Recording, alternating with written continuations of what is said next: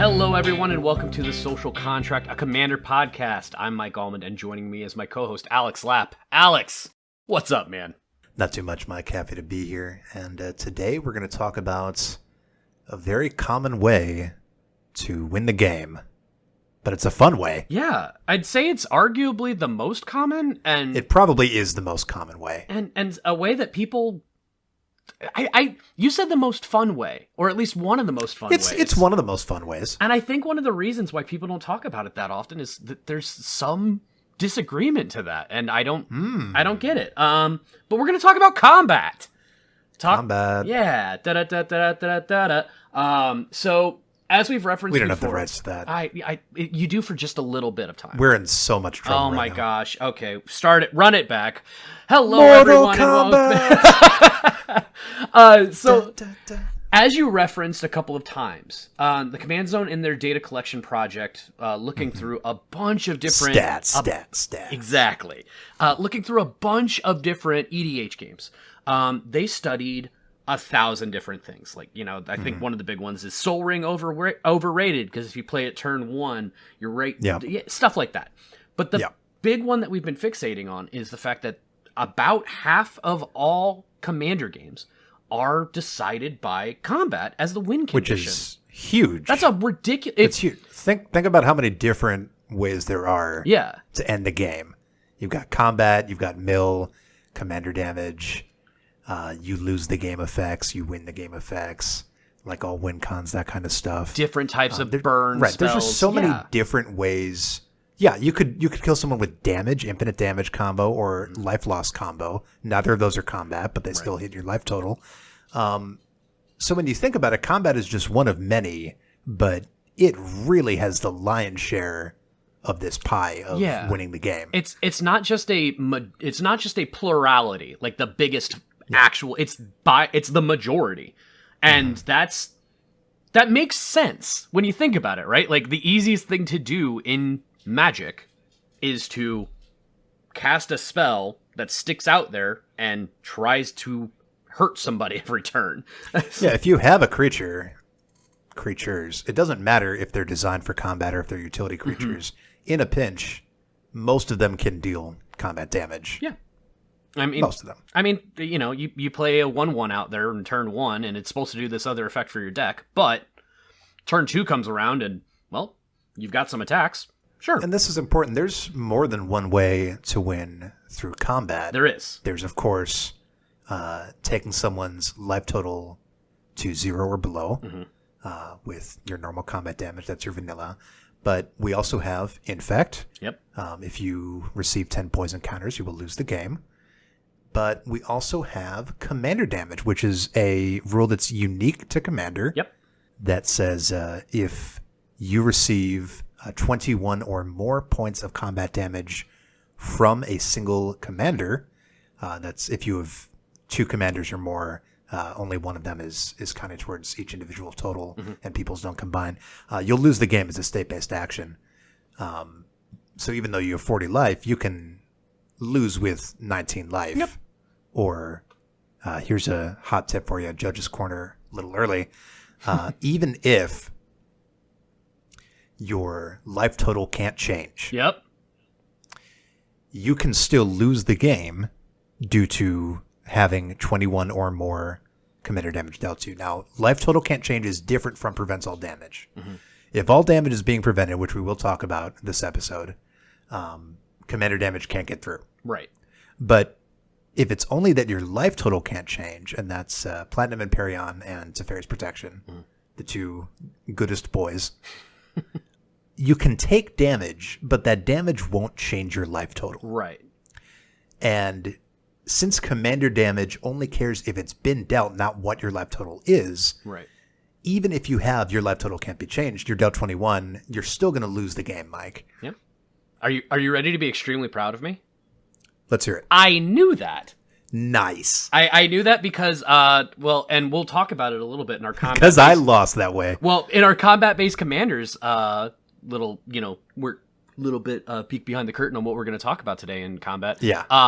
I was fighting somebody who had your life total cannot change. And I'm like, so that's fine. I'm still doing damage, right? I'm still going to kill you. So if I hit you with this thing again, do you die?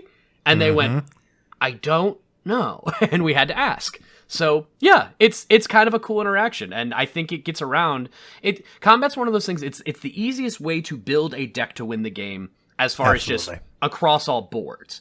Because the value of your deck, the meat and potatoes, what's allowing you to put permanents on the board, cast spells, your protection, and your offense, and your means to win the game are all the same thing, creatures. So creature decks are really friendly to new players. They're usually pretty easy to pilot. They're just a good, simple, fun way to win.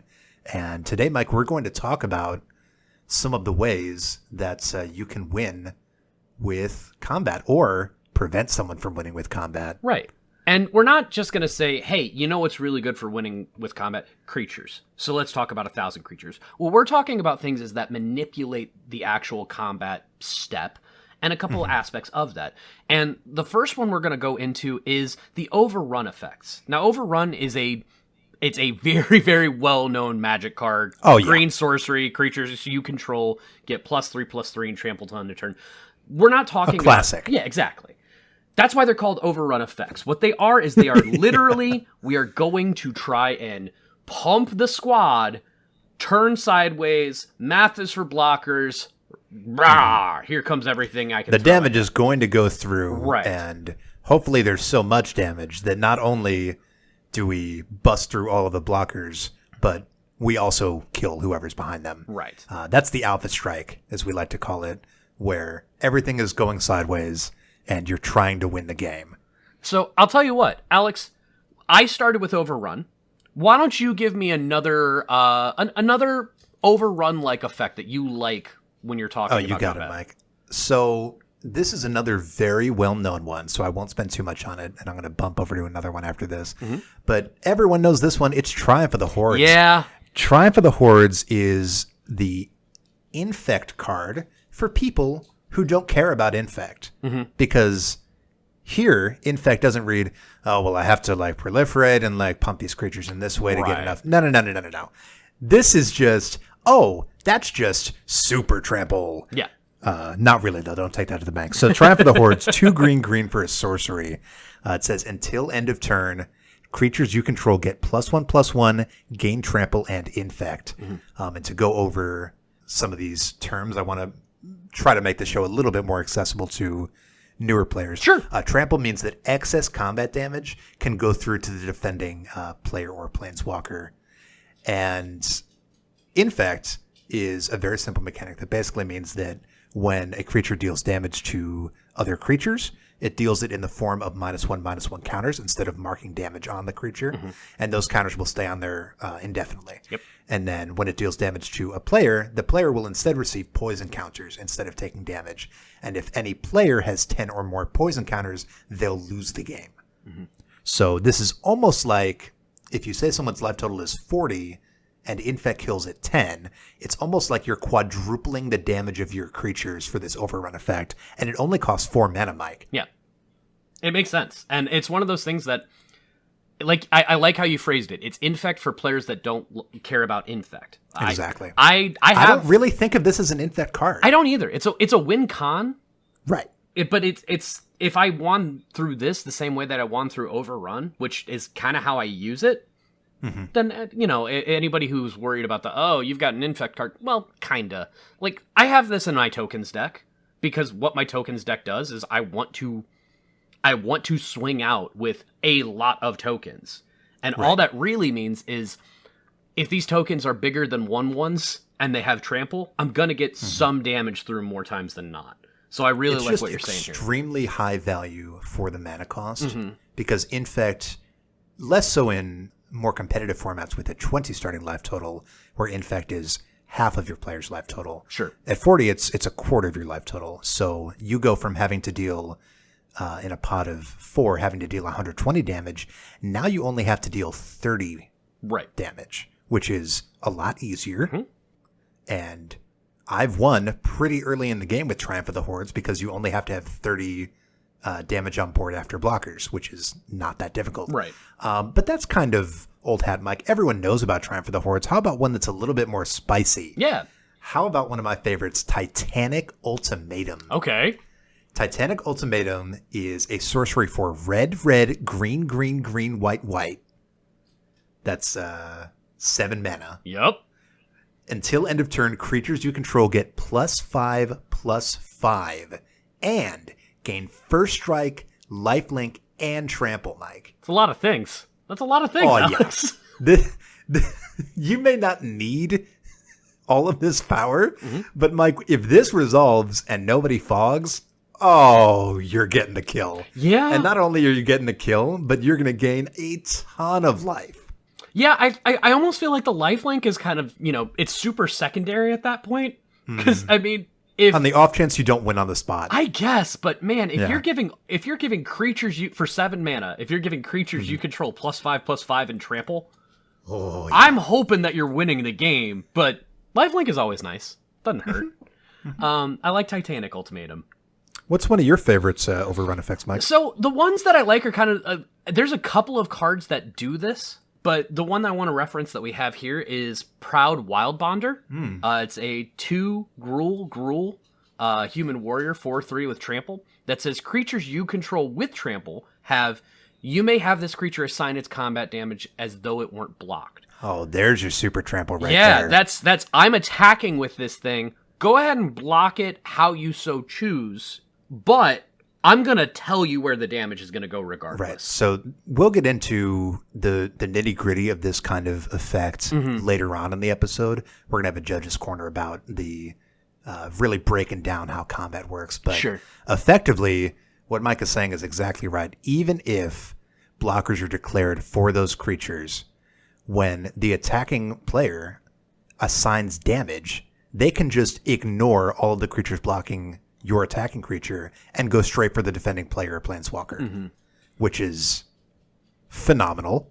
To say the least. It's even better than unblockable, because unblockable creatures can still become blocked. Right. Which is a little silly. There's some effects that just cause a creature to become blocked. They're not very common, but strictly speaking, you may assign this creature's combat damage as though it weren't blocked. It's getting through. Right. It's pretty good. Yeah. I like that effect. I like that one a lot. And the other effect I want to talk about is Overrun is cool. It costs this much to pump your team. But what if I want to pump it more? What if I want to decide how big my team is? So I love the X effects. The one that I want to... know where you're going with this. Yeah, this. the one I want to go to is Mirror Entity. 2 generic and a white for a 1/1 creature shapeshifter with Changeling. Oh, yeah. This card is every creature type. It also has the ability of X. Until end of turn, creatures you control have base power and toughness XX and gain all creature types. You want to talk about combat and creatures based builds that synergize? How about tribal? And here is the all tribal, all everything comes... It just goes huge combat creature. It's really good. I like this effect, Mike, and I like that you can dump an arbitrary amount of mana to just bowl people over. Here's the problem, and you already know what I'm about to say. This card doesn't give any evasion keywords. There's no trample. There's no assign as though it weren't blocked. There's no flying. There's no death touch. There's none of that. So, yes, this card is great, but if you don't want to get your squad chump blocked, then you're going to need another effect that gives them some sort of evasion to allow them to actually punch through. For sure. It's less overrun and just make them as big as possible. Right. The one thing that I do like about this card on that note is everything else we've talked about has been either a sorcery speed card or it has other conditions of, well, these creatures have to have trample. With Mirror Entity, it's an ability. It's instant speed. So you kind of put the onus on all of your opponents to figure out how they're going to block. They have to look at how much mana that you have available, etc., etc., etc. And it's another one of those fun interactions of gaming inside the game that I like to play a lot. Yeah, it's a great card. I think that with Morophon being printed and Changeling being represented strongly in Modern Horizons and in Commander Legends, was that the one that had a bunch of Changeling? Yep. Yeah. So we've been seeing a lot of support for Changeling. So Yeah. I think that's that card probably going to see a new renaissance. But Trample is not the only way that you can punch damage through and unblockable. There's also flying. Yes. Because you'd be surprised just how few people run a significant number of flying creatures. Maybe their commander is flying. Right. Maybe they have a few flyers if they're like dragons. Most people are not running dragons. Yeah. Most people are not running bird tribal. So let's talk about a very high utility card that some would say is one of the best planeswalkers in the entire game. And that's Elspeth Sun's Champion. It's not close to me. I still don't understand the argument. I love this card so much. 4 white planeswalker, legendary planeswalker Elspeth. Her loyalty is 4 and has +1. Create 3 1/1 white soldier creature tokens. That's a lot of Holy bodies. cow. That's my favorite planeswalker loyalty ability ever of all time. It's great. Her -3 is a board wipe. Destroy all creatures with power 4 or greater. Awesome. And she sticks around. I love that effect. Yeah. So she stays on the board. You're running a token deck. You're probably not going to get too hit by it. But here's her ultimate, which is not necessarily easy to get to. But let's just say that if people are trying to remove her with combat damage, that's going to be pretty difficult because she can throw up 3 blockers a turn. So her -7 is you get an emblem with creatures you control, get +2/+2, and have flying. Mike, this is definitely an overrun effect because when you have creatures, even if they're 1/1s, now they're 3/3s. So maybe you had 10 on board, now you have 30 on board, and it's in the air. And not to mention, if she's still alive after that -7, then every additional +1 that you use on her is no longer 3 power, but 9 power with flying. Sure. And here's the major difference. Yeah. When we talk about planeswalkers, and you don't base it off of the ult, because Right. how likely is that to happen? It's a good ult, but it's not why I'm running her, right? Right. But here's the difference. On the card are 2 completely different ways to keep Elspeth on the field. She's very sturdy. How many times has so you love Elspeth, so do I. Love it.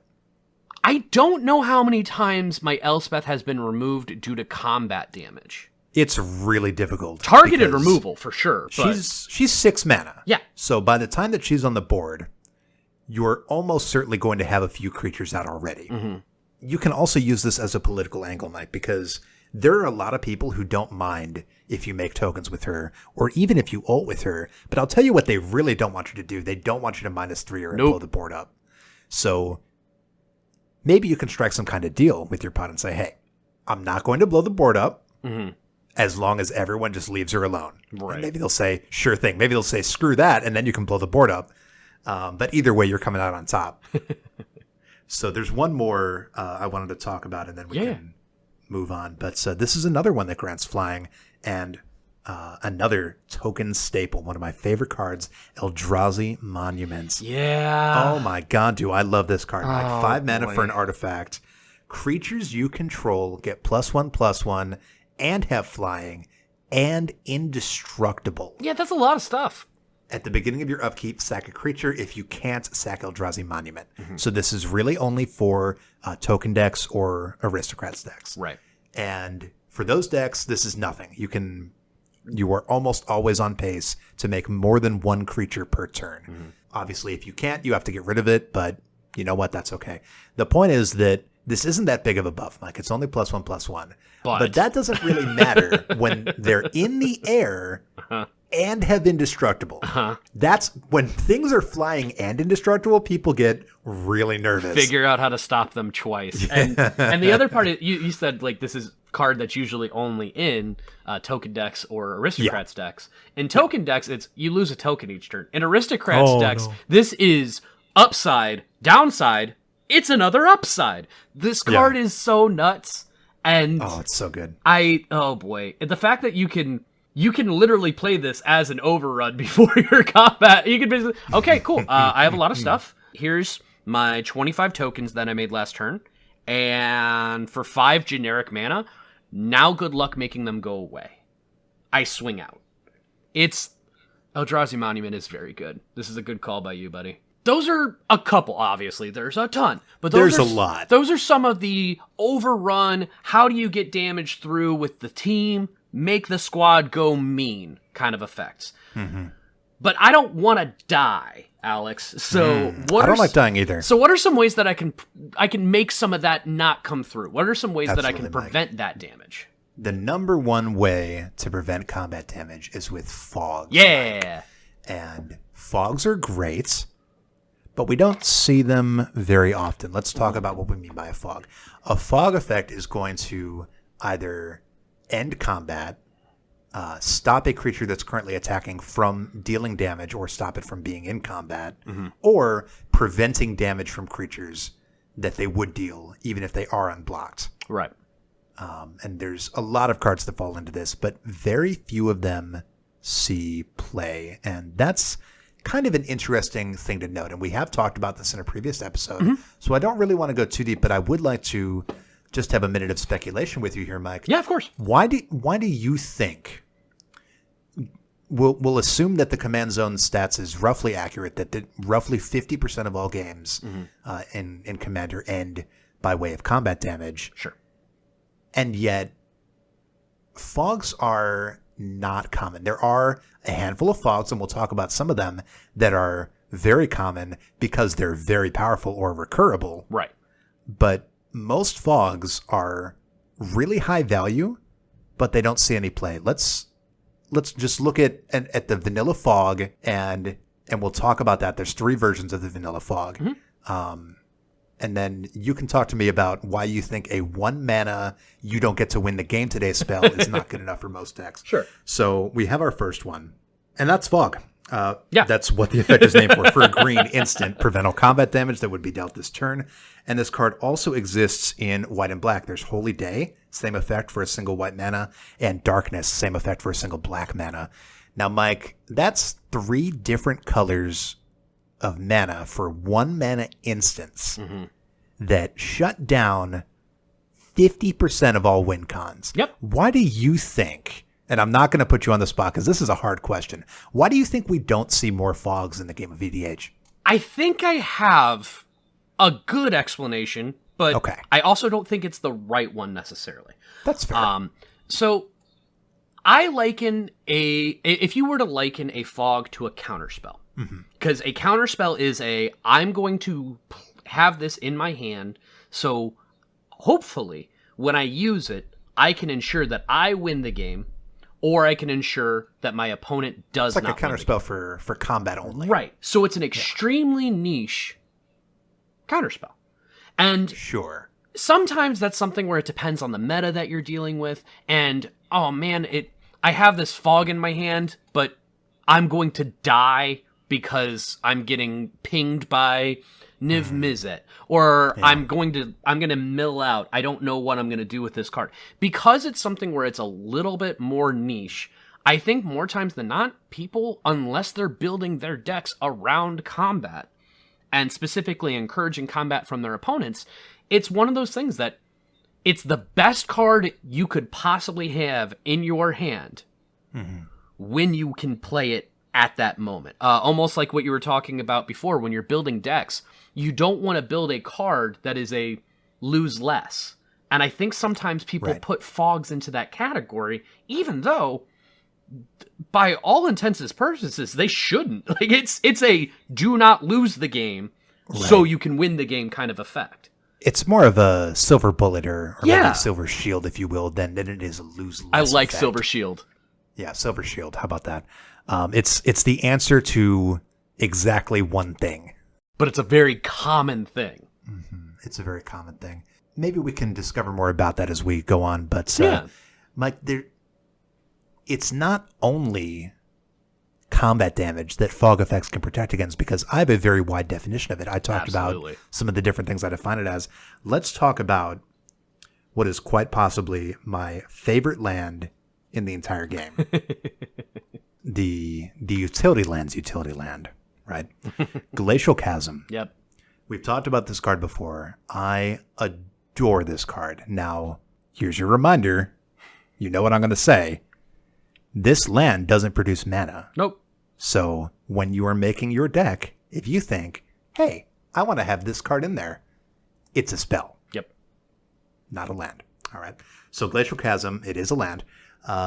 Cumulative upkeep, pay 2 life. Let's go over what that means real quick, because cumulative upkeep is a confusing thing. It says at the beginning of your upkeep, put an age counter on this permanent, and then sacrifice it unless you pay its upkeep cost for each age counter. So basically what that means is that your first upkeep after this is on your battlefield, you're going to choose to pay 2 or sack it. The next time you'll choose to pay 4 life or sack it, and the next time you'll choose to pay 6 life or sack it. It has 3 other abilities on top of that. It has, when Glacial Chasm enters the battlefield, sacrifice a land. Okay. So it can't be your only land, because when that triggers, you'll sacrifice Glacial Chasm. That would be a very bad turn 1 land. Yeah, that would be pretty bad. Creatures you control can't attack. Okay. Woof. And then finally, the money prevents all damage that would be dealt to you. Oh. Well, So okay. that's the only reason why this is here, of course. We've got 4 downsides. Can't make mana. Mm-hmm. You got to pay life every turn. You got to sack a land when it comes into play. Right. And you can attack. But you just have a permanent fog effect surrounding you on a land, which is really easy to get onto the battlefield and very difficult to remove. Goodness gracious, Mike. This is one of my absolute favorite cards. How do you feel about Glacial Chasm? Well, we've gone over the math with it before. The amount of turns that it would have to take for you to regret putting this land down, a lot higher than you would expect if it literally saves your life. If you assume you're in the end game, which is where you really want this, it's starting to look like the game's about to close out. This time it's through combat. Most of the time it's going to be through combat, but this time it is.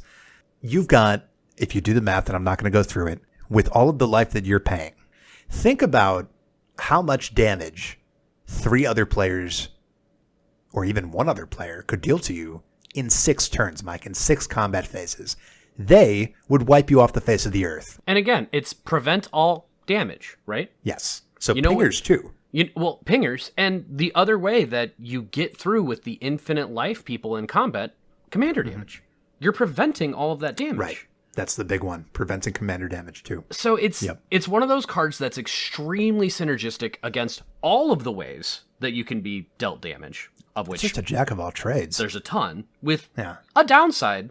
Well, sorry, a couple of downsides, but most of those downsides are something that you can absolutely make the sacrifice for. Right. And we've been talking about how important combat is, and it is important for many decks. Not for all decks, but for many decks.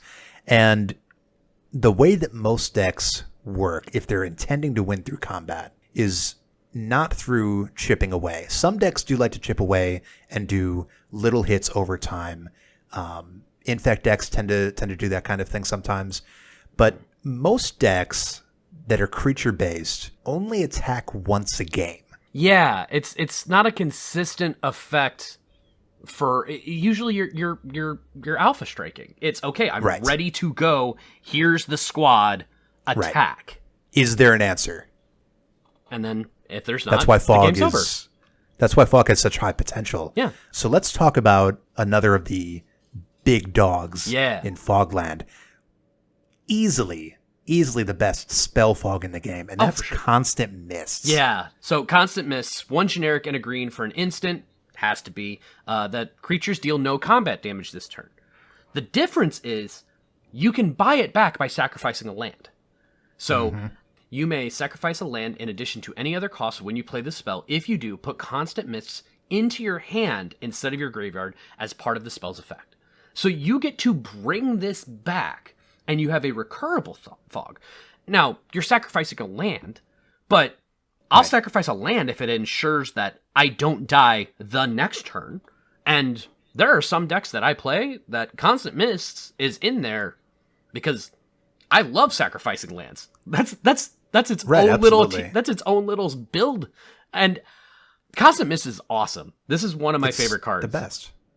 Now, if you play it once, unless they are trying to win through attrition and it's simply a battle of, all right, Chief, I'm trying to win and you're trying to stop me. Yep.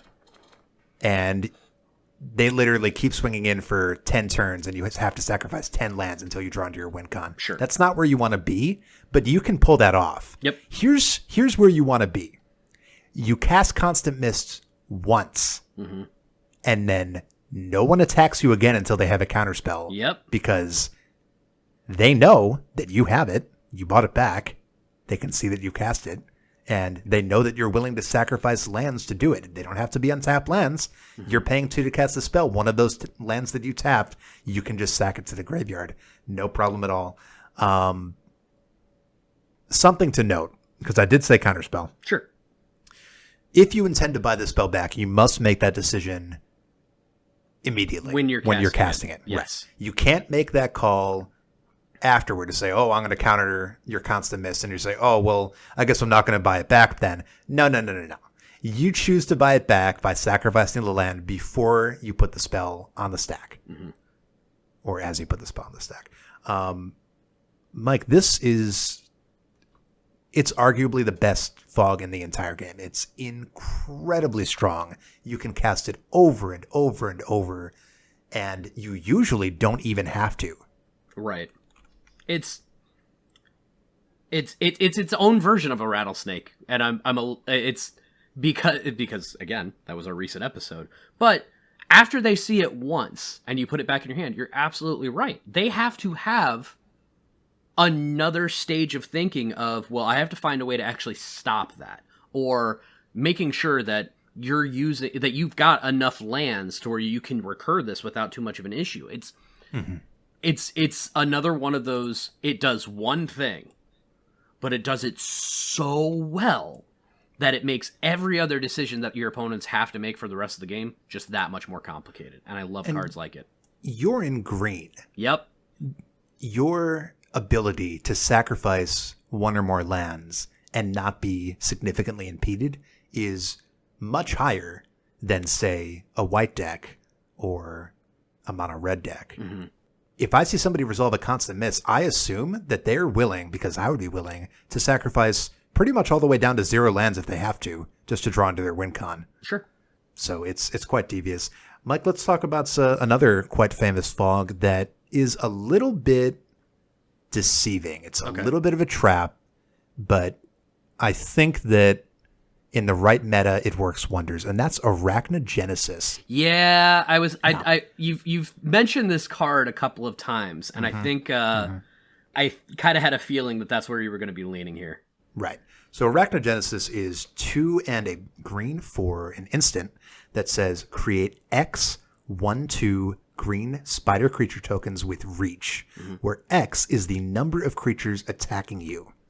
Prevents all combat damage that would be dealt this turn by non-spider creatures. Sure. So when people read this, when I read this, your first thought is, this will go great in my tokens deck. No. Wrong. You are dead wrong, and I'm going to tell you why. Token decks don't get swung into by token decks. They sure don't. First they'll wipe the board, then they'll attack you. There's no way in hell that somebody is going to swing into a token deck with 20 plus creatures, or however many creatures you think that you want to get value off of this. It's not happening. Unless it's just the 2 of you at the end, and well, this is how it has to end. Right. But that's not very... most of the time that you're playing EDH is not heads up, unless you're playing 1v1 EDH. Then totally different story, but we're not talking about that today. So this is where I recommend you run Arachnogenesis. If you are in a meta like mine that has a lot of token decks, I have a lot of token decks. If you're constantly playing against me or Mike, I think Mike has a couple of token decks. I got a couple. If you're in our meta, in the meta that we used to be in together, and you see a lot of token decks, this is a great fog. Yes. Because not only are you preventing combat damage, which is almost certainly the main way that a token deck will win. There are Aristocrats decks that will win with a life loss combo, but most of them are going to win with combat. This will completely hose the token deck. Almost certainly, if they're 1/1s and they're swinging in, they're all dead. Mm-hmm.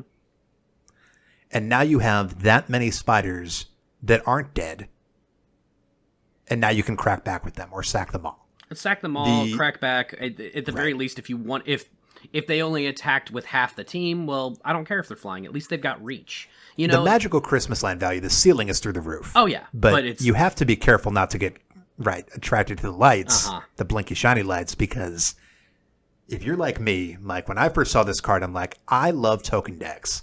I love being defensive. I love Pillow Fort.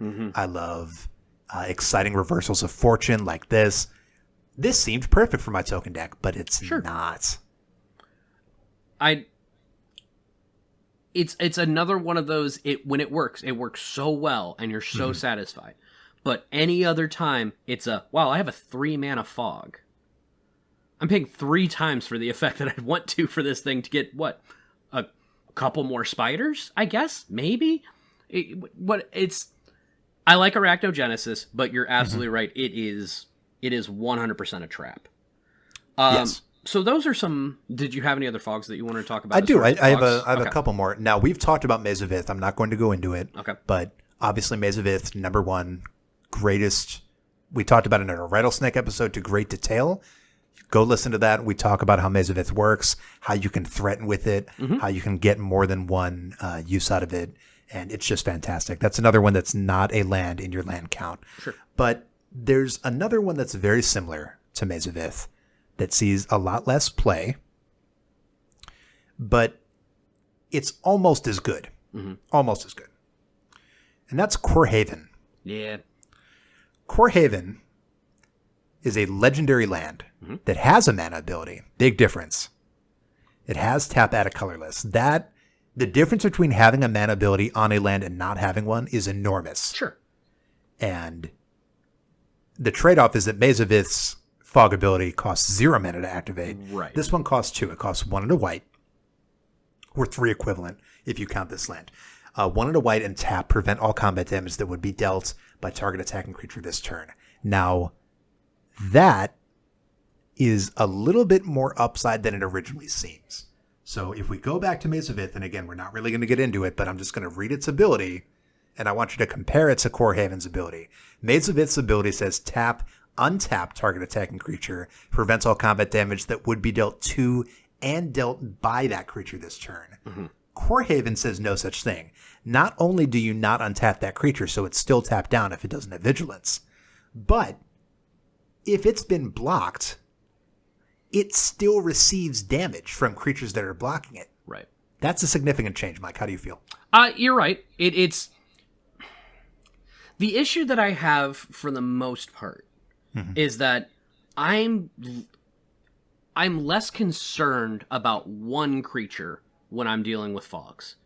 Or at the very least, when it says prevent all combat damage, well, if I'm being attacked by a commander, the commander damage rule still applies, correct? No. Oh. If damage is prevented, commander damage is also prevented. Okay. We need to be very exacting with this. The only strange out there exception where commander damage gets through is when you specifically have your life total can't change effect. Okay. But preventing damage prevents commander damage. Well, fair enough. Well, it's a good card. It went up a little bit, in my opinion, knowing that now. I like it. Yeah, it's an interesting one. This isn't in here because it's not all, but because we're talking about, preventing specific damage from a thing. Can we talk about one of my favorite cards just because of the art? Sure, let's hear it. Alex, I want to talk to you about Deflecting Palm. Oh my. That's quite the art. It really is. It is literally a talk to the hand. Deflecting Palm, 1 red, 1 white for an instant. The next time a source of your choice would deal damage to you this turn, prevent that damage. If damage is prevented this way, Deflecting Palm deals that much damage to that source's controller. There is literally no better talk to the hand. I don't want to deal with this. You take it. And the art of just putting up a blocking hand and bones going through fingers of the attacker. It's rough. Yeah, let's go into the detail of just how good this art is. This art is from Eric Deschamps, and it's from, I think it's from Khans of Tarkir. And holy moly, is this, the picture speaks 1,000 words. So we have, I believe she's a monk. I don't think that's in our set, but I think that's just one of the monks from the Khans. And she's not even looking at center front. She just puts up the hand to block, and you see these waves of energy radiating from the block. And from inward from the camera, you see the fist punching in. And it's like he's punching a steel plate. because you can see that every single bone in his hand has been shattered and shoved out of his skin. They're all compound fractures. It's just so visceral, Mike. This is one of the best card arts I've ever seen. And it's a pretty effective fog. When people do something like the Crater Hoof Behemoth, and okay, great, all of my creatures are now +30/+30. Or does the thing where everything they're attacking with is huge. Well, you have to keep in mind it's only one thing. And part of the reason I'm bringing this up is because this is a game that you and we were playing Two-Headed Giant on the same team, and it specifically worked. We were playing against an opponent that attacked us with huge creatures and a mass of them. I think it was a Crater Hoof Behemoth kind of effect where, okay, I'm attacking you guys with 20 35/35s. And I said, okay, I'm going to Deflecting Palm one of them. And they were under 35 life when I did so. As the wreckage of, we took, I think it was like 700 damage or something ridiculous. And they took their 35. But we were both at 0 or below 0. And it's one of my favorite ways that I've ever not won the game.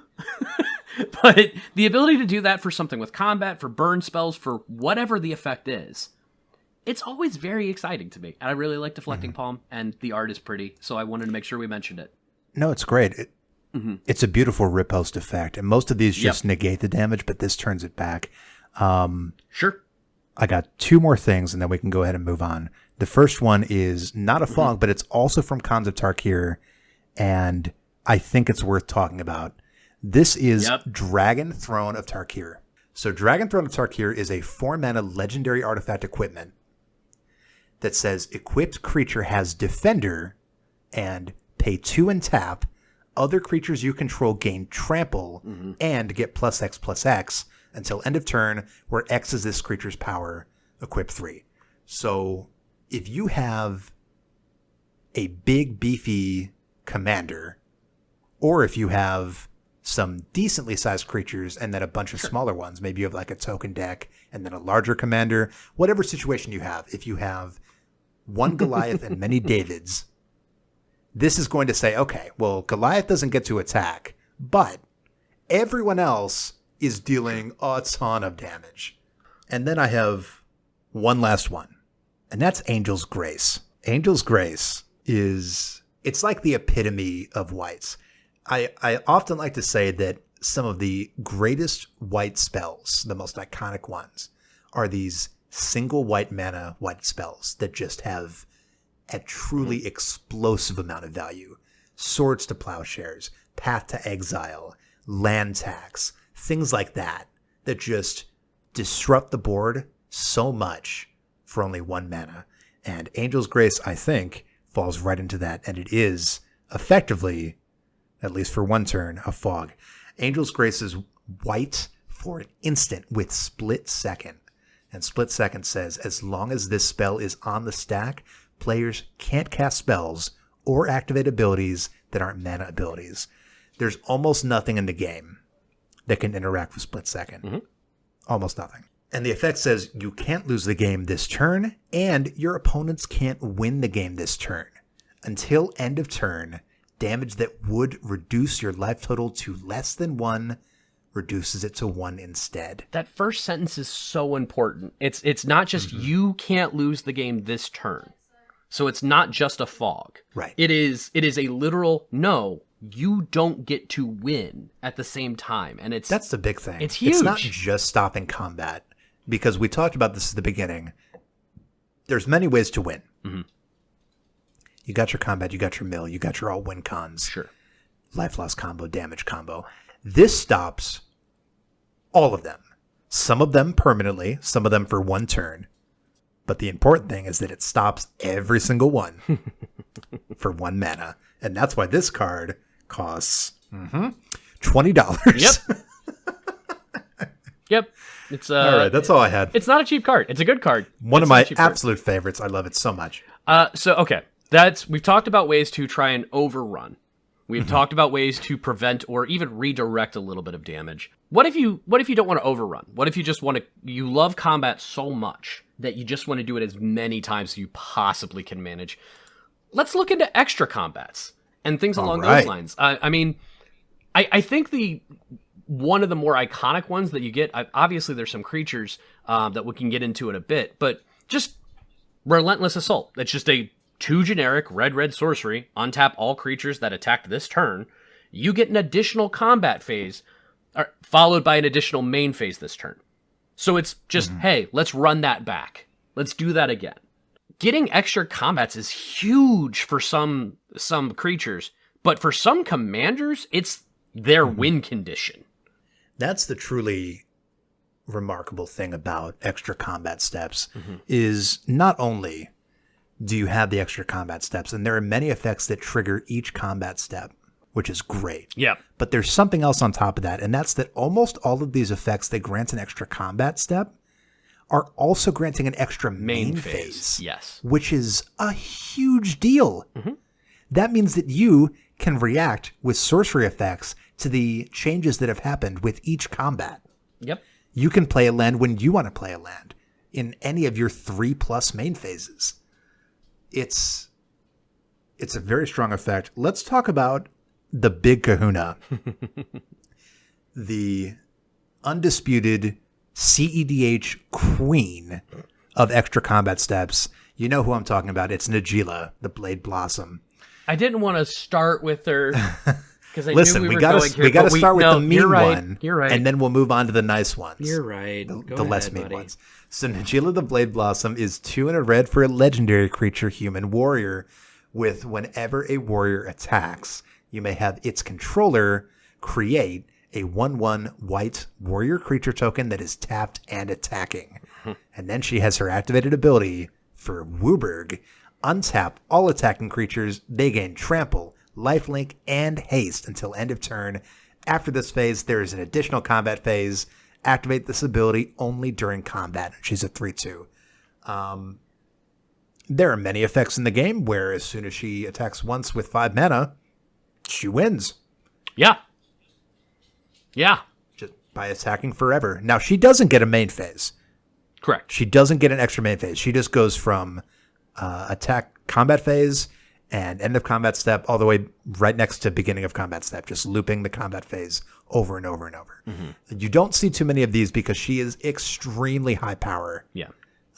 It's pretty hard to build her at lower than an 8 or a 9 because she just kind of wins the game. She just kind of goes and everybody says, oh, well, I guess it's over now. Great. Right. There's definitely a more casual angle to this, right? Though there's more commanders that are not so punishing, but they do still feel punishing, and they create the feel bads. And if there's anything that really makes you feel bad, it's having your stuff stolen. Yeah. And is there anything worse than having your stuff stolen than having multiple things stolen each turn? So when we talk about Etali the Primal Storm, for 4 red, which is legendary creature Elder Dinosaur for 6/6, with whenever Etali attacks, exile the top card of each player's library. Then you may cast any number of spells from among those cards without paying their mana costs. Now, this is pretty devastating once a turn. How about 2 times a turn? How about 5 times a turn? Right.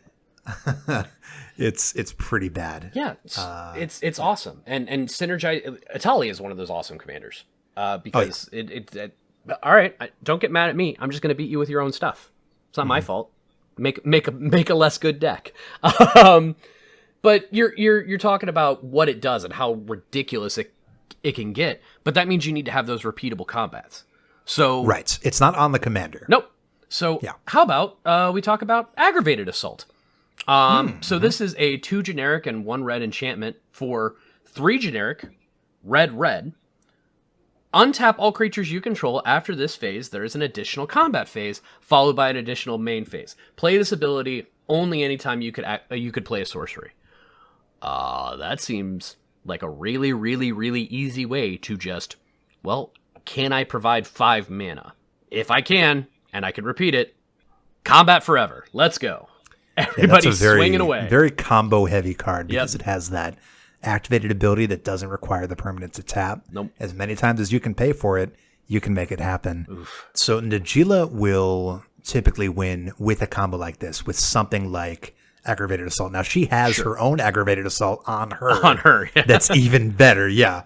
But a lot of commanders can use aggravated assaults in lieu of that, simply with an effect that allows you to tap your creatures for mana or generate mana out of thin air. Sure. There are several effects that allow you to generate mana when you attack, or when you go to a combat phase and attack with one creature. There's that dragon that generates 6 mana when it attacks. Savage effects like that. Ventmaw. Yes. Now, there are quite a few effects like this. There's Waves of Aggression, which is a 3 Boros, that's red and white hybrid, for a sorcery that says untap all creatures that attacked this turn. After this main phase, there's an additional combat phase followed by an additional main phase. So you cast this on your second main phase, your post-combat main phase. Sure. But it also has Retrace, which says you may cast this card from your graveyard by discarding a land card in addition to paying its other costs. So here we have another one. As long as you are able to continue paying for the effect, you can continue to get additional combat steps, which is phenomenal. There are a lot of commanders that benefit from having additional combat steps. Hellkite Charger is one of those creatures. Whenever it attacks, you can pay 5 double red. If you do, untap all attacking creatures, and then there's an additional combat phase. And you're right, Savage Ventmaw, whenever it attacks, you add triple red, triple green, 6 mana. There's a lot of dragons on this, because the other way to try and get extra combats on a creature that's pretty popular is our good boy, the Scourge of the Throne. 4 generic 2 red for a dragon 5/5 flying with Dethrone. Whenever it attacks a player with the most life or tied for the most life, put a +1/+1 counter on it. But when it attacks for the first time each turn, if it's attacking the player with the most life or tied for the most life, untap all attacking creatures, and there's additional combat phase. So you're not getting that additional main phase after, but it's a good way of getting yourself an additional combat just by attacking the person who's in the best position, as long as it isn't you. Yeah, absolutely, Mike. And I see on this list I guess you could call it an old flame, but it's really more like an old rival. And that's Kali of the Vast. Yeah, I was going to see if you were going to bring her up. Yeah. No, I'm definitely bringing her up. Kali of the Vast is 1 red, white, black for a 2/2 legendary creature, human cleric. She was quite the scourge a few years ago, and I'll tell you that right now. Flying, whenever Kalia attacks an opponent, you may put an angel, demon, or dragon creature card from your hand onto the battlefield, tapped and attacking that opponent. Yep. Which is good. And then if you have additional combat steps, it's really dumb. Yeah. Yeah. I would say like 3, 4, or 5 years ago, if you sat down at a table and somebody was playing Kalia, instead of being like, oh, that's a pretty good commander, it was like, Mayday, we gotta... Arch enemy, everybody keep your gotta eyes lock it over down. at this direction. You know, there's another one I see on this list, Mike, that's players who think of Kalia when they think of old, strong commanders. You might think of her too. And you know who I'm talking about. That's Narset. Yeah. And not new Narset. This is old Narset. Old Narset. Narset Enlightened Master. This is one of those old-style kill-on-sight commanders, because once she starts swinging in for damage, you're in big trouble. That's 3 blue, red, white for a 3/2 legendary creature, human monk, with first strike and hexproof. The hexproof is what kills me. Yeah. Having hexproof. You literally on just your said commander. kill on sight, and it's like, good luck. Yeah, that's pretty rough. So she has, whenever Narset attacks, exile the top 4 cards of your library. Until end of turn, you may cast non-creature cards exiled with Narset this turn without paying their mana costs. So naturally, if you build her the way that most people build her, you're going to be attacking once, and then you draw maybe a couple of extra turn spells or extra combat spells, and then you win the game. Yep. It's a, if I get to swing, the only way that I don't win is if I whiff. And that's, that never feels great. That's interesting, Mike. Some of the strongest commanders in EDH's history are Combat-based. combat-based commanders. Yeah. And here's the thing. The ones that we mentioned specifically, Atali, Najila, Narset, Kalia, they're all commanders that when they hit the table, there is an oh no. Yeah. And yet, combat isn't as celebrated, I think. I don't. It's kind of a weird disconnect. I don't know. It's in a weird place, and I think we'll have a little bit something to say about that in our next segment. Yeah. But, I'm sure that you want to move on to our next list of cards here. Because I was going to say, part of the reason that it seems weird that people don't like combat is because combat's really fun. So sometimes you need to just show people exactly how fun it is, and you do that by forcing them into combat. So let's move on to some of the forced combat cards. Now, we could start with, some of the traditional ones. Goad is always really, really important. Gotta love Goad. I kind of want to go the weird way and then pivot back to where forced combat is. Let's see where Mike's going with this. I want to talk about Pramicon. That's what I was going to start with. Good. We can both talk about it because this is the goofiest card. One blue, one red, one white for a legendary creature, Wall. Okay. That is a 1/5 flying defender. When it enters the battlefield, choose left or right. Each player may attack only the nearest opponent in the chosen direction and planeswalkers controlled by that opponent. It is literally the Cha-Cha Slide combat card. To the left. And it's so silly, and it makes games so weird. Yeah, this is, when this got spoiled, this was in Commander 19 a couple of years ago. Everyone was like, what in the hell is that thing?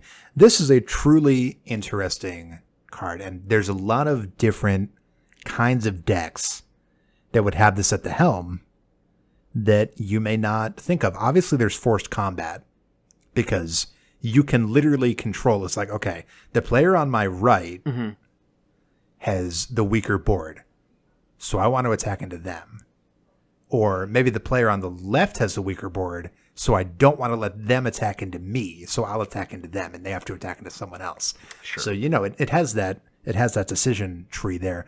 But there's more than one type of deck that wants to stop people from attacking you, like Super Friends decks. Right. Super Friends decks would be perfectly happy if no one attacked anyone. Yep. And they can just generate infinite value with their planeswalkers. And Pillow Fort. This is a way to instantly eliminate. If you're in a pot of 4, that's 2/3 of your opponents can't attack you as long as there are still 3 other people in the game. Yep. It's a great card. It's a silly effect that is extremely effective.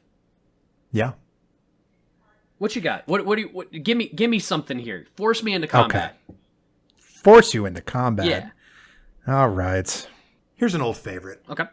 Now this isn't forced, but let's say it's encouraging, which I might prefer. Sure. Gahiji Honored One. Sure. Gahiji Honored One is 2 red, green, white for a 4/4 legendary creature beast that says whenever a creature attacks one of your opponents or a planeswalker your opponent controls, that creature gains +2/+0 until end of turn. That's a very simple effect. Yep. That is just enough to say, hey, I know you want to attack me, but listen, you could massively increase the amount of damage you can deal if you just attack somebody else. Yeah. Maybe you can attack their planeswalker with 2 creatures and it just blows up. It's a different type of kill them with value card. Hey, right. You could attack me, but think about all the damage that you're leaving on the table. Gosh, yeah, that's a great one. So you're talking about being polite and encouraging combat and trying to get some value out of it, which is 100% respectable. I appreciate that. You're a good person. I'm going to lean into being a bad person for a little bit longer and talk about Avatar of Slaughter. Oh, yeah. 6 generic, 2 red for an 8/8 Avatar. All creatures have double strike and attack each turn if able. You know what? I don't care where they're going, but they're going, and they're going hard. Let's go! Avatar Slaughter is ridiculous.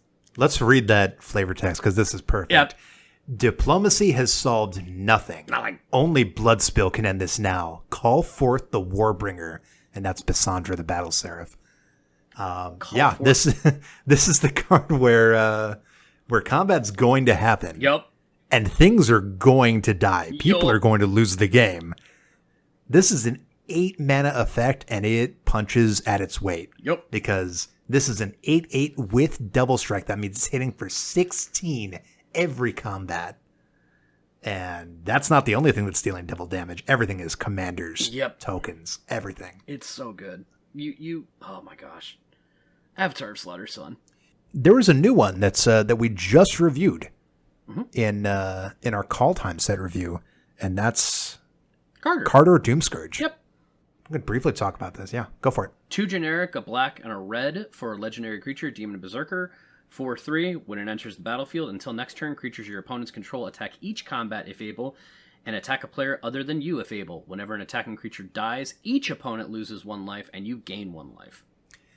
Yeah, Mike, that's Goad. Yeah. That's just what Goad is. Great effect on an uncommon commander, but I mean, we gotta at least mention the OG, right? Disrupt Decorum. We've got to just talk about it a little bit. I mean, Disrupt okay. Decorum. Go for it. You mean okay? I mean, I'm encouraging. When you said the OG, I thought you were going in a different direction. So let's talk about Disrupt Decorum first. Disrupt Decorum, the OG in Goad. For 2 red sorcery, Goad all creatures you don't control. And I know we've gone over this before. Goad has 2 statutes. First one, creature must attack every combat if able. Second one, it must attack someone other than you if able. So, if there's no one that it can attack except you, it can still attack you. That usually won't happen. Yeah. Yeah, it's a put everybody in a really bad position, hopefully, and then see if you can clean up after the fact, which is why it's a, $15 card or something along those lines. It's a really nice political effect, but that's not the only card that has Goad. And you showed me this one, Mike, and I was immediately intrigued because it seems like there's quite a few cards in Theros Beyond Death that I just didn't pay attention to. And that's Agitator Ant. Yeah! Yeah, you want to do this one? Yes, I do, because it's my good little ant boy. It's 2 generic and a red for a 2/2 creature insect. At the beginning of your end step, each player may put 2 +1/+1 counters on a creature they control. Goad each creature that had counters put on it this way. So this is right into our political, hey, I'm going to pump something up if you want to. All you have to do is not swing at me with it. Right. And that's great. Yeah, this is interesting because this one reminds me of a card that we've talked about before, and that's Orzhov Advocist, which is very similar to this effect. And it's simply... It's basically almost the exact same thing. Right. Except it happens at a different time in the turn. And that player can put 2/1/1 counters on a creature they control, and then... rather than that creature being goaded, none of that player's creatures can attack you. Yes. So, I don't know. Orzhov Advocist definitely has its charms here, but I think that what this has is it almost has a little bit more of the carrot than the stick. Yeah. Because when you're pumping for goad, it's not like, okay, well, please don't attack me. It's more like, hey, get them riled up and just point them over there. Even though it is really the same effect. I'm not telling you to not hit me. I'm not playing this card so people aren't swinging. I'm literally trying to gas up the engines. Let's go. I'm encouraging combat. Just, point it elsewhere for a bit. Love that so much. When we're talking about forcing combat, first of all, when you said we were talking about the OG, I would have put so much money down that you were talking about Thantis the Warweaver. That's not the OG. I mean, I don't know if... when you're saying the OG, I'm thinking of the original Gangster, not the original Gangster Sorcery. So that's me. I apologize. Okay. 3 generic, black, red, green for a 5/5 legendary creature spider with vigilance and reach. All creatures attack each combat if able, and whenever a creature attacks you or a planeswalker you control, put a +1/+1 counter on Thantis the Warweaver. So he becomes a very big spider if people are swinging at you. And they're definitely going to be swinging. So I've always liked Thantis. I'm in the process of collecting the cards that actually make the Thantis deck. Because that is one of those... I'm trying to build more around the... with the pandemic and everything. That is a card and a commander I think I can build that would translate very well onto a, socially distanced online paper Magic stream. And I'm hoping for that. Here's one that we haven't really gotten into, but is relevant, and that's an old standby, Mike, and that's attack tax effects. Effects that force you to pay if you want to be able to attack. Yeah. And here's your number one right here, propaganda. Propaganda is 2 and a blue. For an enchantment, creatures can't attack you unless their controller pays 2 for each creature they control that's attacking you. So that makes it pretty hard to swing in with more than 1 or 2 creatures. It makes it very undesirable to swing in. And this is worth noting. We talked about this in our Commander Legends review. But if you have an attack tax up, creatures that are forced to attack cannot be forced to attack you. Okay. Because when you have something restricting things being allowed to attack you, for example, propaganda, pay 2, or they can attack you, you can't compel somebody to pay that cost. So even if you had an effect that said all creatures your opponents control must attack you, if you have propaganda or ghostly prison or anything like that, they can't be forced to do it. They still can if they want to, but you can't make them. And to turn that around, if you have something like Thantis and you have an attack tax effect, not only do they not want to attack you because they'll pump Thantis, but it's going to cost them more mana, and any forced combat effect, even if you're heads up, they're not going to swing into you. Yeah. And it's a great deterrent. But at the same time, I love forced combat because it encourages the game to go faster. Because either players are attacking when they don't want to, and they're going to lose things because they can't be as strategic as they'd prefer. Or they're going to attack with things and then people are open. So if you're trying to get a game to if your meta is a little bit slow and you want to speed it up, this is a really good way to do it. But at the same time, you know what? I'm starting to feel bad, talking about Avatar of Slaughter and Thantis. So how about if I'm just the only one and I'm forcing combat for myself? We have to talk about my goodest boy. This is the only time that he's actually going to fit in this conversation, I think. Ruhan of the Fomori! Yeah, there it is. So Ruhan of the Fomori is a 1 generic red, white, blue, 7/7 legendary creature giant warrior. That's correct. That is a 4 mana, 7/7. With the downside of, at the beginning of combat on your turn, choose an opponent at random. Ruhan of the Fomori attacks that player this combat, if able. Somebody wants to be Voltroned. I love Ruhan so much. Absolutely. No, that's a fun one. Here's another one that's from a little bit in the recent past that controls combat very effectively. Sure. And that's Miri Weatherlight Duelist. Yeah. So Miri is a 1 green-white for a 3/2 legendary creature cat warrior with first strike. And she says whenever Miri attacks, each opponent can't block with more than 1 creature this combat. So as long as Miri is attacking, no matter how many attacking creatures you have, your opponents can only use 1 creature to block at most total. And then she also has, as long as Miri Weatherlight Duelist is tapped, which she does to attack, no more than 1 creature can attack you each combat. Right. So you get them coming and going. Yep. You get them to where it's literally a duel, but at the same time, if they're tapped, okay, not a problem. I've got crawl space on a creature, essentially. You can swing at me with 1 thing. I hope you make it count. I like Miri. Oh, yeah. What else you got for us, Alex? How about Goblin Spymaster? Yeah, okay. Goblin Spymaster is 2 and a red for a 2/1 creature goblin rogue with first strike. And at the beginning of each opponent's end step, that player creates a 1/1 red goblin creature token with creatures you control attack each combat if able.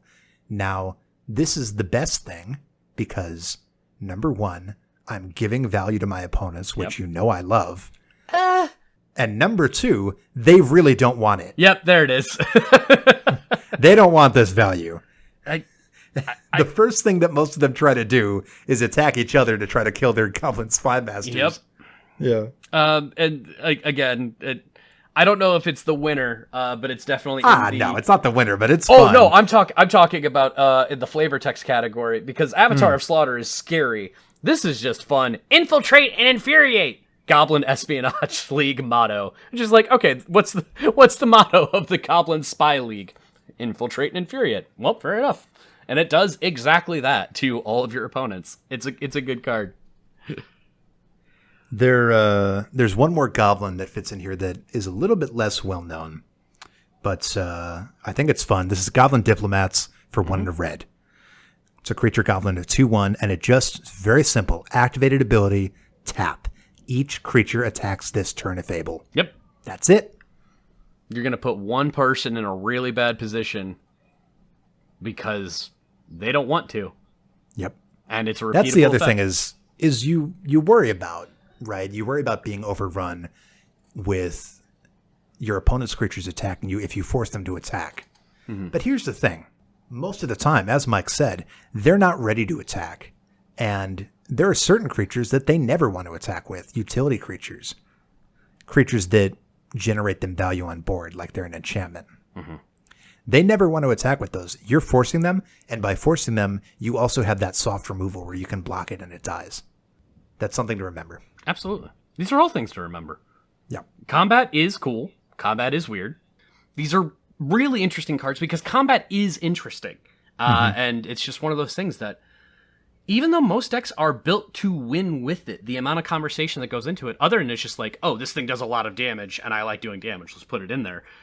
But you can do some pretty tricky stuff with your combat step, and we're going to get into that a little bit later when we come back from our break. We're going to give some advice to our players. We're going to talk about a couple more cards that are extremely underplayed. And then Alex is going to walk us through the combat step and see if there's anything that we can interact with, because it's pretty misunderstood. We'll be right back.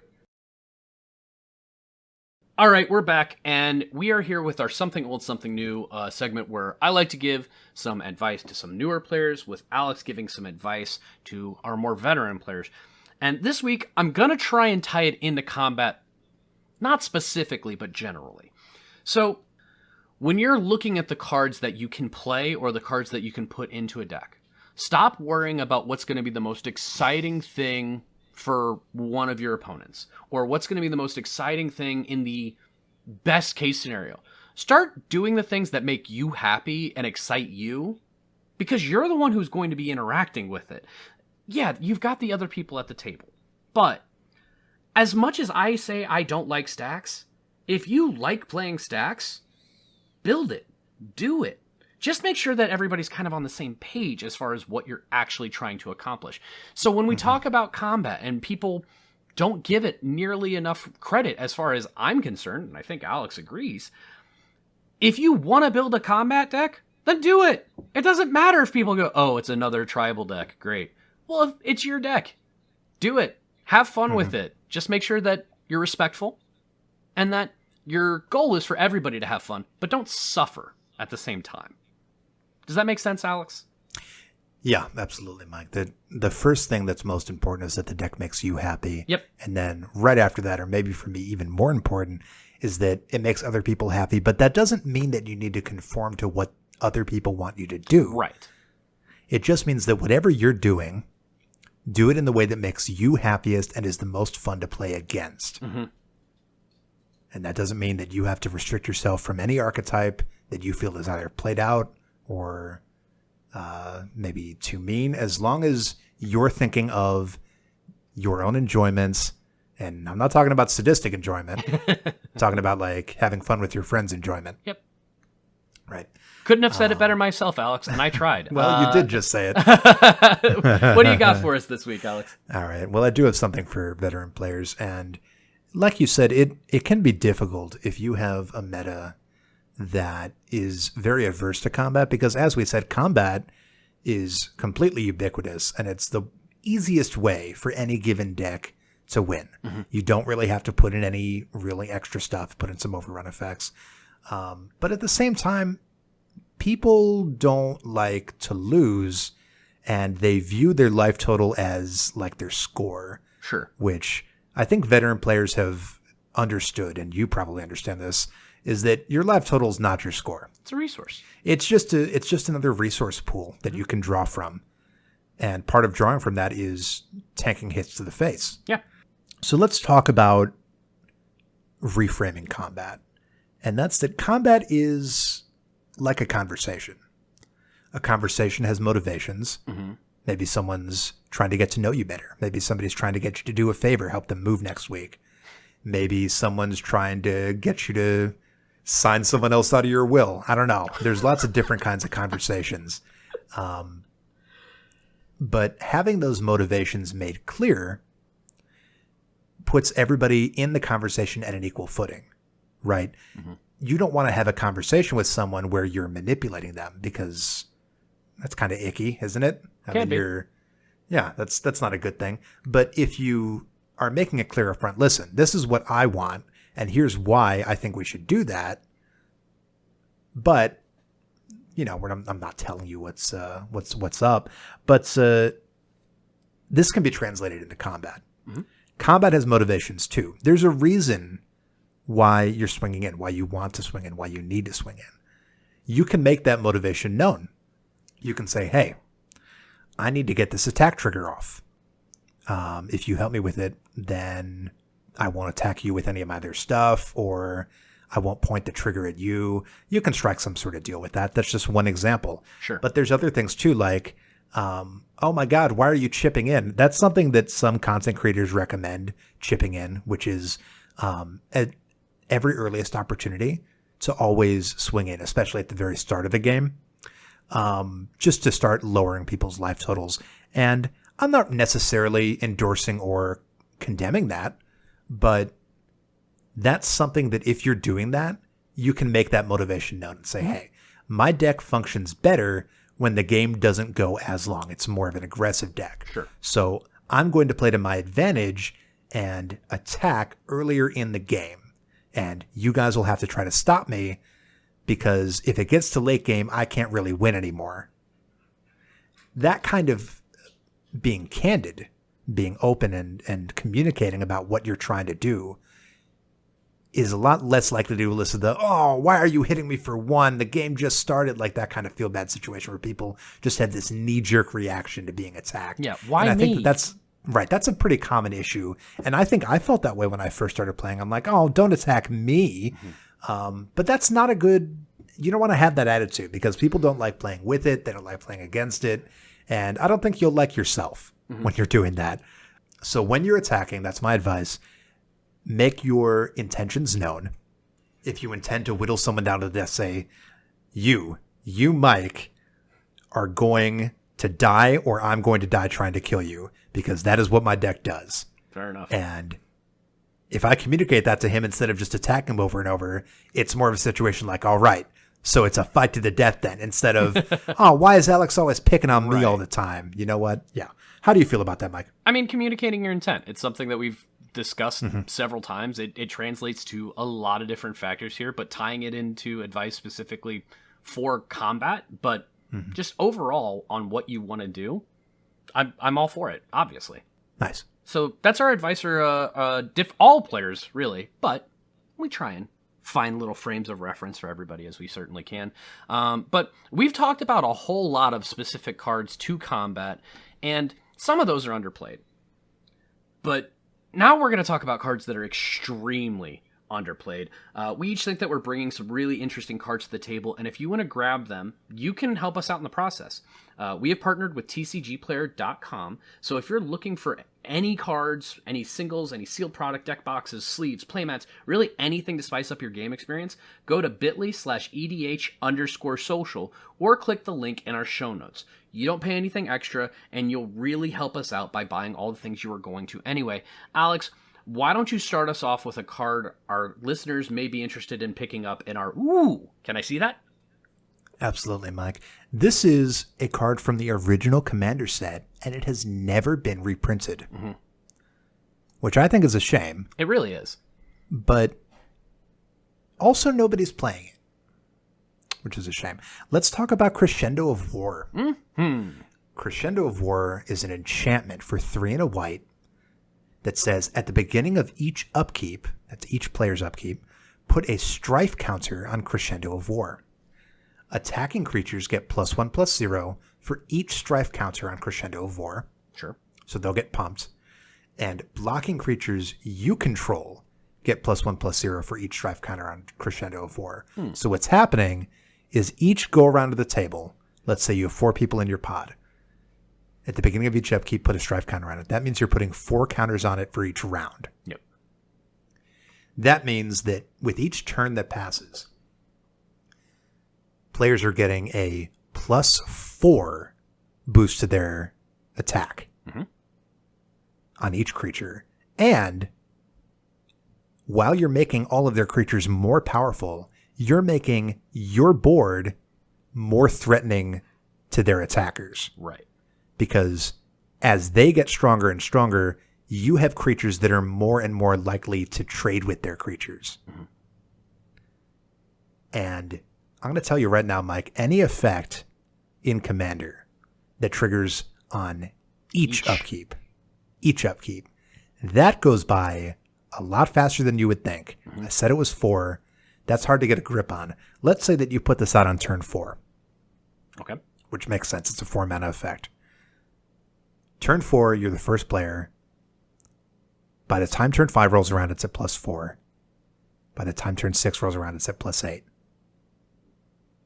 At 7, it's +12. Someone's and dead. at turn 8, it's Someone's +16. dead before this, though. Right. Right. So by the time the game good. by the time you're at the point where the game is going to end, you have an enchantment that is pumping the board at easily +10 to +20 power, which is a hilarious amount. Oh yeah. And it didn't even take that long. And my favorite parts about this card are the fact that it's another one of those cards that it's absolutely it's a threat. It's a big problem. But who would remove it? Who's going to remove it? Except for if I remove this while I'm in the process of being attacked, I'll survive the attack. So sometimes. The other part of it is it's that effect where, well, I could get rid of it, but I get it next. Yeah. So I don't want to get rid of it until after the I'll get rid of it after I use it. Right, exactly. And unfortunately, that usually means that it keeps going and it keeps going. And Right. you're encouraging other people to attack. You're discouraging them from attacking you without literally forcing anybody to do anything. Exactly. Absolute bomb. Great card. It's great. Mike, this card is in 777 decks, which is 0%. Jackpot. It was first, jackpot. It was first printed and only printed in Commander 2011. Yep. And it was in the Zedruu deck. Huh. That's good fun. And it's $6.40 right now in CCG Player. So if you're hearing about this card and you're like, what? Yeah. You go ahead and go on down to our affiliate link, which is bit.ly/EDH_social, and buy a Crescendo of War. And I guarantee you will have a great time with it, Mike. It's a really good card. I'm really happy about that selection. So, peek behind the curtain. My card for this segment, it's actually 2 cards. And, well, it's a card and a half because you gave me half. Anyway, so I want to talk about Sakiko, Mother of Summer, first. Now, this is a 4 generic, 2 green, 3/3 legendary creature, Snake Shaman, that says, whenever a creature you control deals combat damage to a player, add that much green. Until end of turn, you don't lose this mana as steps and phases end. Now, Sakiko is in a total... Give me a second, because I'm on Commander, unfortunately. Sakiko is in a total of about 606 decks of just shy of 230,000. And you said, hey, Mike, that makes sense. But do you know that she has an enchantment? And I got excited, and you pointed out Mark of Sakiko. For 1 and a green that says the exact same thing. Enchanted creature has, whenever this creature deals combat damage to a player, add that much green. Until end of turn, you don't lose this mana as steps and phases end. It's the exact same effect. Yeah. So one of them is whenever, your creatures do this. This one is one creature. When it does it, here you go. So maybe you don't want to make a Sakiko. Because she's 6 mana. That's a lot. 6 mana, that's a lot. Yeah. Maybe if you ran that card and it relies on it, and I don't really want to make that my commander. Maybe you got a Voltron deck though. Yeah. Who wants to add green mana? You know what's really good? Let's put this on Green Omnath. You know, let's really roll with this and do some terrible stuff. Like, I'm in. This is a card. Oh my god! This is a card that is about 50 cents and in 324 decks. So, first of all, Alex, thank you for the assist. Second of all, sure, these are both really cool cards, and all three of these cards, all the cards we've talked about, if you're interested in any of them, check out the link in our show notes. We've been talking about combat, and combat seems really straightforward and simple. I have my creatures. At my combat, I can attack with them. The players get to block that I am attacking. And then there's damage. The end. But it's a little bit more complicated for that. So, Alex, in our judge's corner this week, take me through the actual combat step. Take our listeners through the little synergies and, most importantly, the actual steps that are a little bit misunderstood. Absolutely, Mike. So, you're right. Combat is almost like a black box. People have a vague understanding of how it works most of the time, which is good enough for kitchen table. Sure. But if we're getting into that nitty gritty and we're doing our combat tricks and messing around with some sneaky business and really trying to push the game to its limits, we need to know exactly what's going on at every step.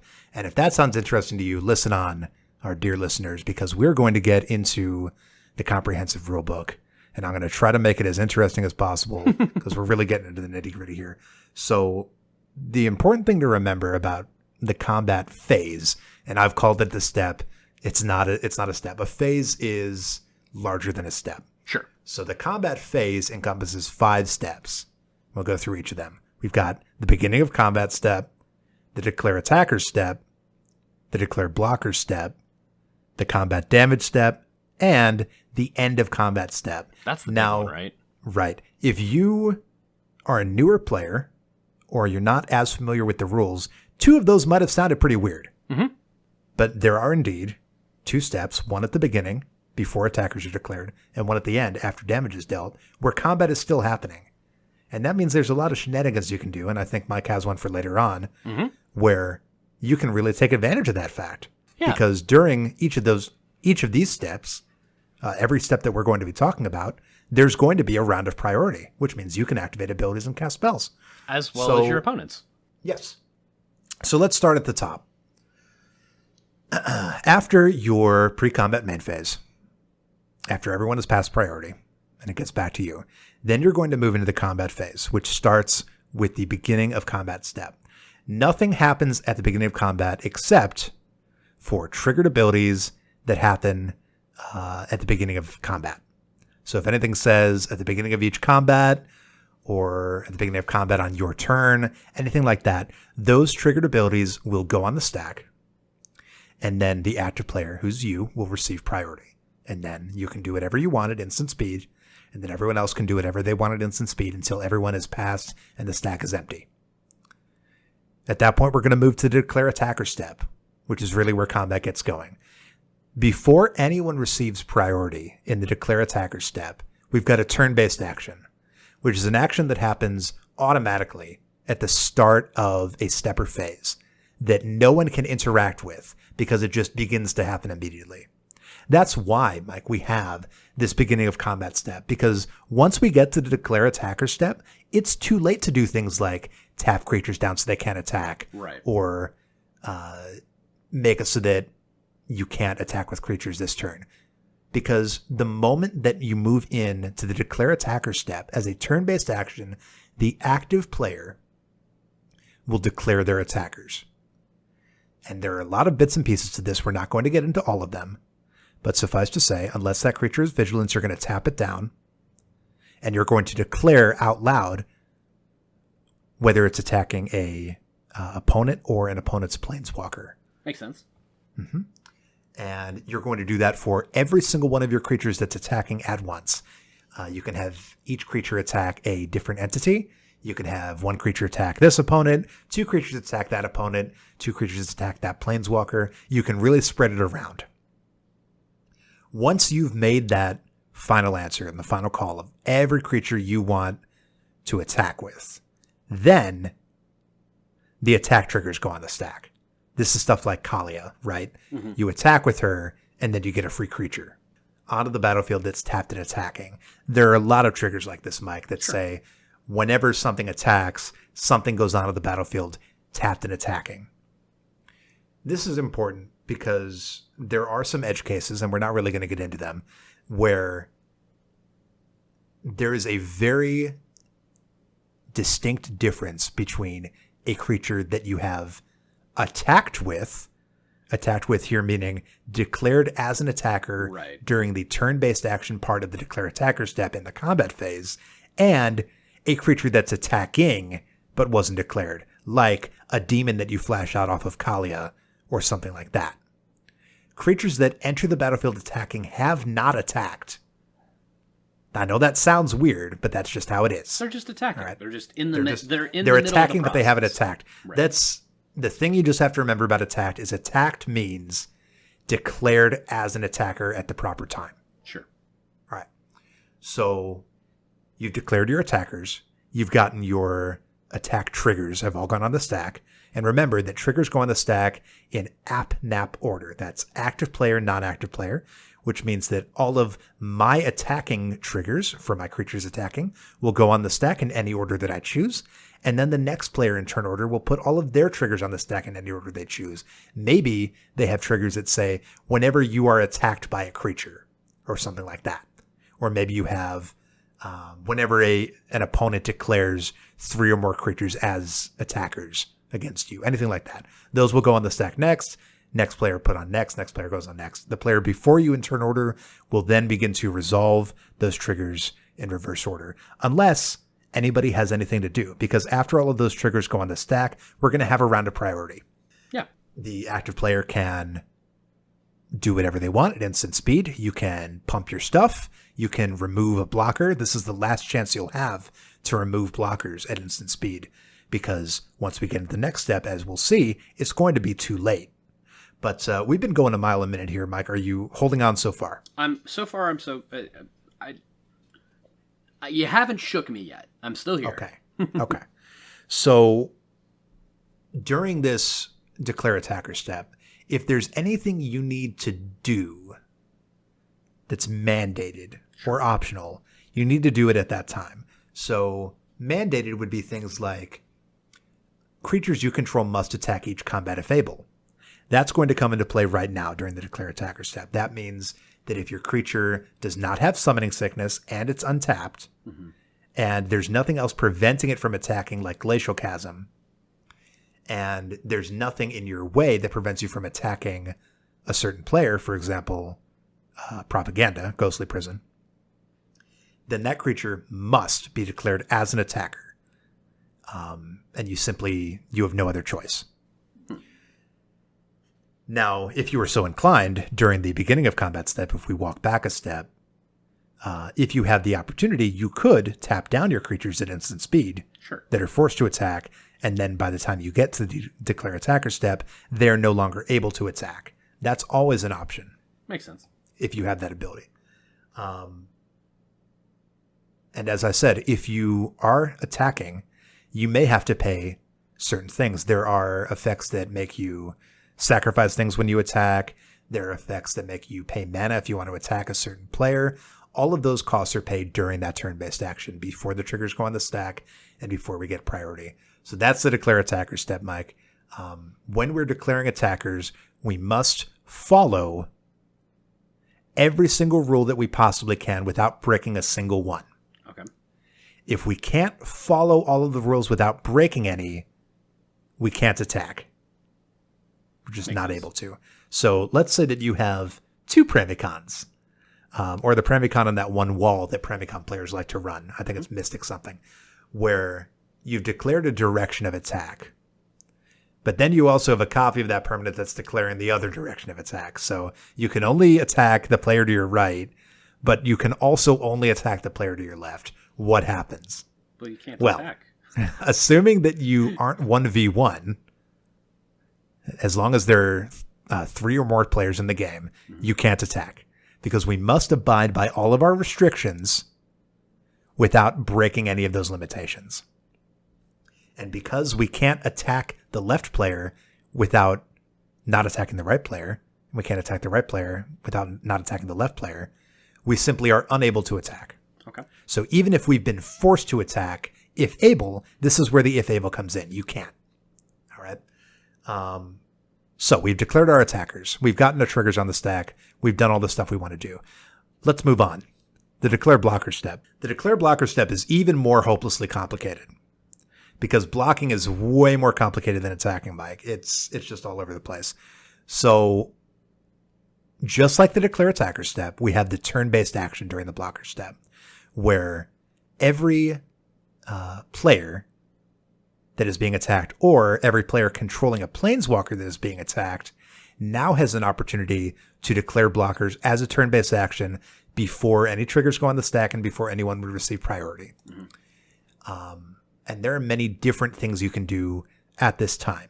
You can choose not to assign a blocker and just let the damage go through. You can assign a blocker. You can assign more than one blocker to each creature. And some creatures and some effects allow one creature to block multiple creatures. That's not very common, but it does exist. You've got 100-handed one. It's a classic. Mhm. This creature can block an additional 99 creatures each combat. That's fun.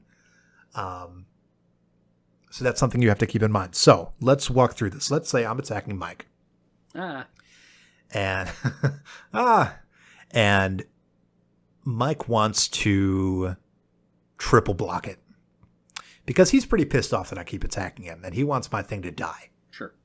So he's going to declare 3 of his creatures to block one of my attacking creatures. How does that actually go down?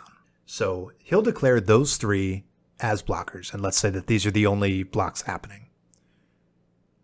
The next turn-based action that happens in this same declare blocker step is the damage assignment order. And the active player, the attacking player, makes this call. What's going on is I'm going to choose how my attacker's damage is going to get spread around. And this gets really nitty-gritty, so we're just going to try to keep it light here. If you have 3 tokens blocking me, 3 1/1s, what I need to do is pick the order that I want to deal damage to each of those blockers. Yep. I'll say, okay, this one first, and then this one next, and then this one next. And what will happen is during the next step, which we'll get to, damage will be dealt to each of those creatures in turn by my attacker, and they, in turn, will deal their power in damage back to my creature. So if I've got a 5/5 and he's got 3 1/1s, I need to deal 1 damage that's lethal to that first creature. It deals 1 to me. And then I can move on to the next one. Even if I don't have trample. Trample is not relevant for this part. You got to keep that in mind. Sure. This is just the blockers. So that one's had lethal damage marked on it. Move on to the next one. 1 damage is lethal on that, and it deals 1 damage to me. I'll move on to the next one. Deal 1 lethal damage to that and next to me. This concept of lethal damage gets a little bit muddy because there's a lot of exceptions. But suffice to say, lethal damage is the amount of damage that would kill that creature, but it's not checking that it does. So if that creature has indestructible, right? The blocking creature has indestructible, and it's a 1/1 with indestructible. Lethal damage is still 1 damage. It just doesn't get destroyed. So you're not going to have this problem where like, oh my gosh, it's no amount of damage is lethal, so I have to deal all my damage to the indestructible. No, you're off the hook. A 1/1 with indestructible, 1 damage is lethal. And likewise, we also have things like Death Touch. With Death Touch, 1 damage is always lethal to a creature. Right. So even if you have a 5/5 blocking me, all I have to assign that creature before moving on to the next blocker is 1 damage, because one death touch is lethal. The same goes for things like protection and damage prevention. Even if, like Indestructible, the blocker is completely immune to damage from the attacking creature, you still pretend like lethal damage is marked, because it is. So let's say I have a green attacker and Mike's creature has protection from green. Even though no amount of damage by this creature will ever be dealt to that creature with pro green, I still pretend like I'm marking lethal damage on it. It's a 1/1 with pro green. I put 1 on it. It doesn't matter that it's not going to die. We're going to act like it'll die and then move on. Does that make sense to you, Mike? That does. Great. And then we have that one last thing during the declare blocker step that almost never comes up, but we'll mention it anyway. If you have a creature that can block multiple attacking creatures, this does happen sometimes, you, the player that's controlling the blocker, will choose the order in which your creature will block each of those creatures. And that's because it needs to deal its power in damage and be dealt its damage and power by the attacking creature, and then it moves on to the next one. So that's relevant if you have a creature that's blocking multiple creatures. It might die before it gets to the next one, so you have to make that call. Which one's most important? What's the second most important? And so on. If it's able to block more than 2 creatures, you understand. Right. All right. So that was a little hairy, the declare blocker step. But now we're at the fun part, the combat damage step. This is where the magic happens. Let's start from the top. During the combat damage step, we're going to have another turn-based action. And that is each attacker and each blocker in turn will deal its power in damage up to lethal damage to that opposing creature. So we're not really going to rehash it, but as I said before, if I've got 3 blockers, I got to mark lethal damage on 3 of them. And then maybe something else happens. Maybe I have trample on that creature.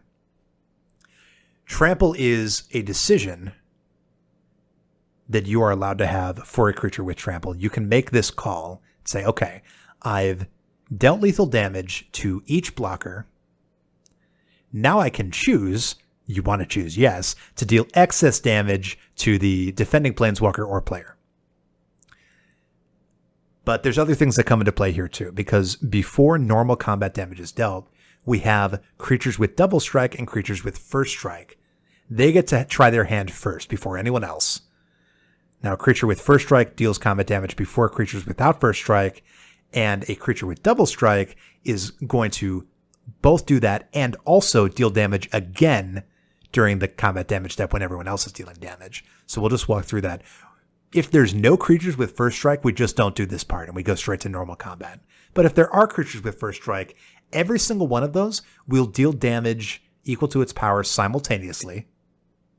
And then we check for state-based actions, maybe something died, and then we'll go to normal combat damage. That's why first strike is so powerful. If you get the first strike in and you mark lethal on the blocking or the attacking creature, then your creature, assuming the other creature didn't have first strike or double strike, it doesn't get dealt damage because it got in first. We know that's why first strike is so powerful. So first strike and double strike happen, then we got the normal damage. Everything gets marked up. And let's talk about this idea of marking damage, because this is something that I think a lot of players know, but they don't really understand. Because there's a very fundamental difference between having damage marked on something and, say, for example, reducing a creature's toughness, right? When you mark damage on a creature, or on a permanent that used to be a creature, that damage will stay marked on that creature or permanent until the cleanup step. All right, that's at the very end of the turn. And if that marked damage is equal to or greater than that creature's toughness, it's going to die. But an indestructible creature is not going to die from that effect, right? If you have an indestructible 1/1, it doesn't matter that I dealt 1 damage. It's still going to live because no amount of damage can destroy an indestructible creature. Exactly. However, there are effects that can destroy it that aren't really combat based. And I think a lot of people mix this up. There's combat damage that we just talked about, and then there's reducing a creature's toughness to 0. Right. Reducing a creature's toughness to 0 is like with a -X effect, or with -1/-1 counters, things like that. If the total minus effect, and we ignore damage, you got to keep this in mind. If the total -X effect on an indestructible creature is going to bring it to 0 toughness, it's going to die even though it's indestructible. Mm-hmm. Just something to keep in mind there. That comes into play with Infect. Infect doesn't deal normal damage. It deals damage to creatures in the form of -1/-1 counters. And so it will kill indestructible creatures if it has toughness reduced to 0. So we've dealt our damage. We've done all that good stuff. Now we go to the last step that everyone forgets about. Right. But I think that Mike has something for us, and this is one of my favorite cards that we'll talk about because during the end of combat step, which is after damage and after creatures have died, you get priority. The active player gets priority, triggers can go on the stack, and you can activate things at instant speed and cast things at instant speed. Mike, what's one of the cards that might work super well if you activate it during the end of combat damage step? It's one that if you don't have the background that you do, or that it's been explained to you, a lot of people don't see the value in, and that's Reconnaissance. Now, this is a 1 mana, it's just a 1 white enchantment that says 0. Remove target attacking creature you control from combat and untap it, with the italics of that creature neither deals nor receives combat damage this turn. Well, that seems like, okay, great. It's just kind of like Maze of Ithing your own creature. But that's not how this works, because like you said, there is an end of combat step. So take us through this, and why does something like Reconnaissance work? Absolutely, Mike. So if we didn't have an end of combat damage step, the only thing that you could really use Reconnaissance for is sort of pulling back a creature if you got an unfavorable block, which is not really that. Takes backsies, right. Essentially. Takes these backsies like, oh, you're going to triple block me? Actually, I'm going to pull it back. Now, you can still do that. Sure. But because the end of combat step exists, and because you receive priority during it, and because this is an ability that can be activated at instant speed, you are able to activate this any number of times when you have priority during that combat end of combat step, and untap all of your attacking creatures that you control. Because an attacking creature is a creature that is attacking for the entire combat step, right? That's from the moment it's declared as an attacker all the way to and through this special step, the end of combat step. And it doesn't stop being an attacking creature until the post-combat main phase, which happens after the step ends. So that means you can activate Reconnaissance over and over and over on the end of combat step and untap everything you have, giving it sort of a pseudo-vigilance effect, which is great. Mm-hmm. And that's the reason that this card costs $6 instead of costing $0. It's a great card, Mike. I'm glad that you wanted to talk about it. I'm glad we could talk about it.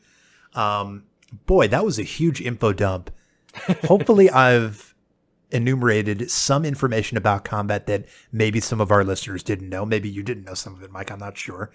I did, but I'm pretty sure because I got it all from you. Right. You and I have talked about all this before. Right. But yeah, there's a lot of nooks and crannies in the combat step, right, that you really think about, but they're very important because this is where the combat tricks can come in. The very nitty gritty stuff where you're really messing around with your opponents. Yeah. If half games are being won through combat, then it's not a bad idea to know about all the steps and things that you can do in combat and how it works. And yeah. Alex, I appreciate, and hopefully our listeners appreciate you walking us through combat itself. Well, I hope so too, because that was probably pretty boring for people who don't care about deep rules dives. But that's why we do this at the end, right? Well, you know what? Worst case scenario. What we'll do is we'll try and get him back at the beginning of the next episode. All right. Which will be coming to you soon. Thanks for listening, everyone. Alex, where can people find you on socials?